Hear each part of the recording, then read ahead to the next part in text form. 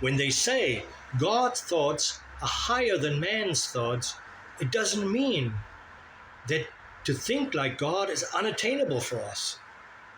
When we continuously and focus on having loving and compassionate thoughts and practice peacefulness and spending our time to seek joy and happiness in our lives, we can have and we will think like God, speak like God, and act like God.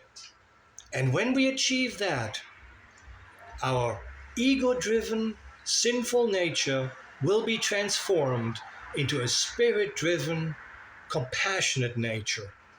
Now you know